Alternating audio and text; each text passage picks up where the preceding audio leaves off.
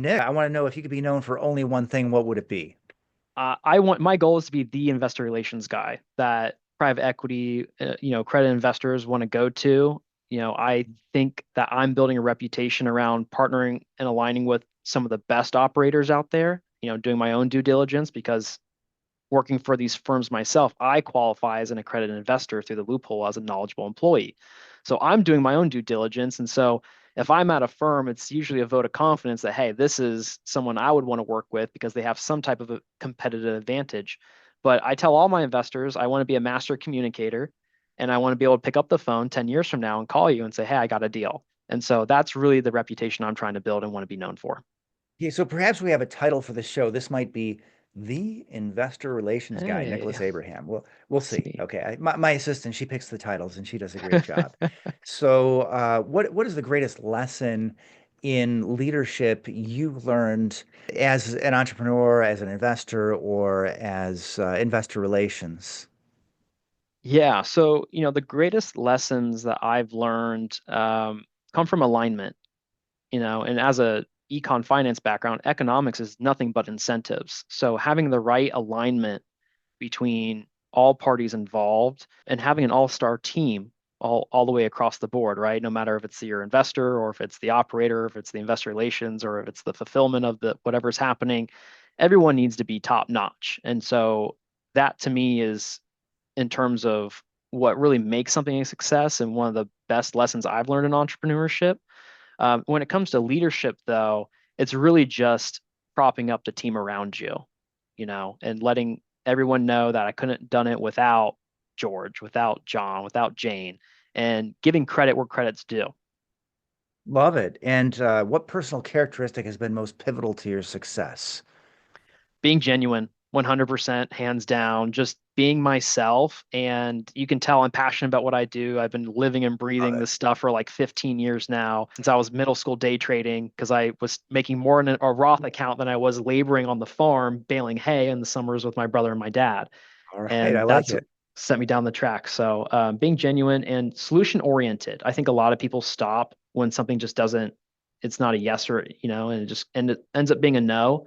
And for me, I'm always trying to go, well, how can this make sense? Where does it make sense? And try to find the solution. It's such a problem oriented world. And especially in real estate, you have to find the solutions in order to get the deals done. And that's what I'd say.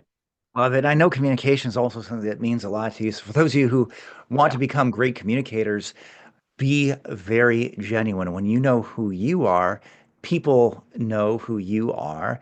And it's very easy to stay on message, to be clear, and to deliver that message. So, yeah, I think I love to see how people's values, it's always a constellation. It all makes sense when you get to know somebody. Okay, I've got a random question, if you don't mind. Sure. Just tell me when to stop cutting the deck. Magician Oops. George. Some of Now, them fell down. Okay, here. From what's left, top question is, uh, are you mentally or physically tougher? I'm definitely mentally tougher. I figured out it's better to eat healthy than to have to work out. So that's been my mentality on that side. I like Um, it. Okay, so that requires some discipline. I like it. And yeah, you know what? I'd love to take a quick stab at that. And I say, like, well, hey, now wait, what's the difference? Because how do you build that mental toughness? One of the one of the prime ways to do it, like you mentioned, diet or exercise, go out and be physically tough, is a great way to build the mental toughness. Can you give us a tip or trick that investors can implement in their business today?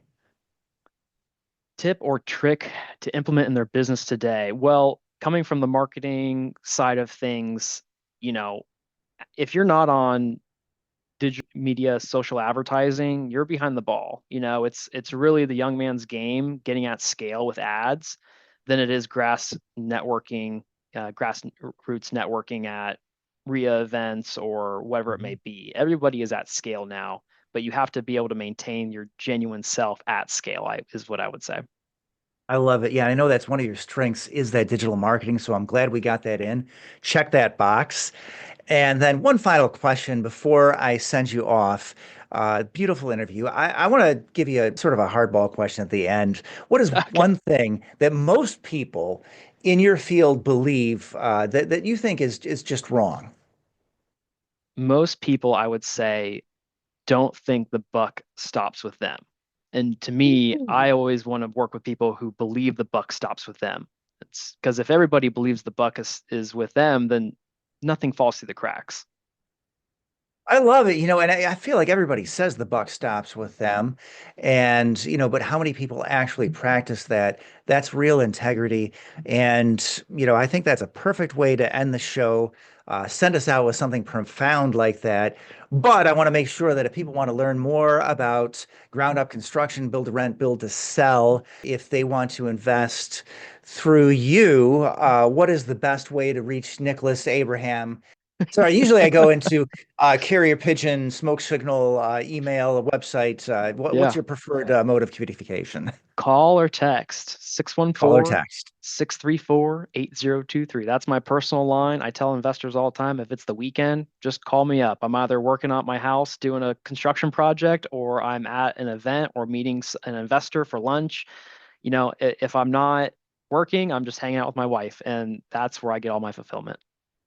Okay, I love it. And yeah, always good to bring it back. That personal fulfillment is great. If your personal life is not great, it's hard to have the juice to put into that job.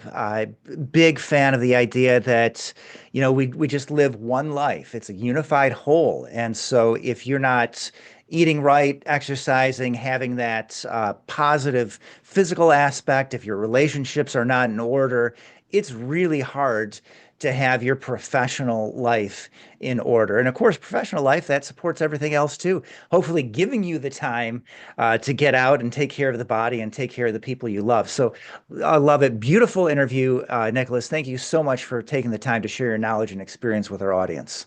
Thanks for having me, George. My pleasure.